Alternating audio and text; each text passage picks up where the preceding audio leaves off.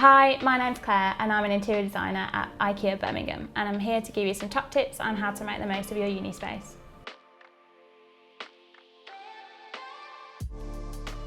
One of the most important things for your room is textiles. You want to make the place as comfortable as possible. So think about your duvet, bedding, any cushions you want to add for texture and pattern, and also some comfort for the floor. So adding a rug where you get out of bed will make things a little softer on your feet when you wake up in the morning. Technology in your room is also really important. When you're working at your desk, you need a laptop to be at a good height for working, so you aren't straining your eyes too much. Also having numerous charging ports around the room, like one next to your bed so your phone is easily accessible. The next thing I want to talk about is lighting in your room.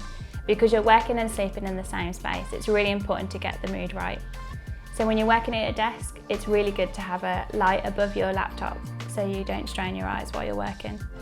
And to get ready to relax and wind down for a good night's sleep, you can use battery-powered candles, fairy lights, and also dim side lights too. It's really important to make the most of the storage in your room. When you're working at your desk area, you can have magazine files to keep everything organised, and also stationery so everything's easy to reach when you're working.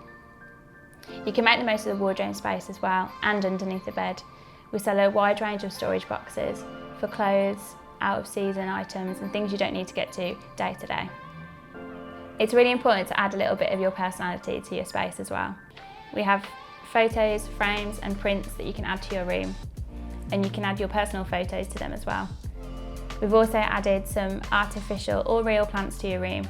Adding that little bit of greenery really helps boost the mood. Thanks for watching, and I hope you found these tips really helpful. And now it's time to get creative and really make this space your own.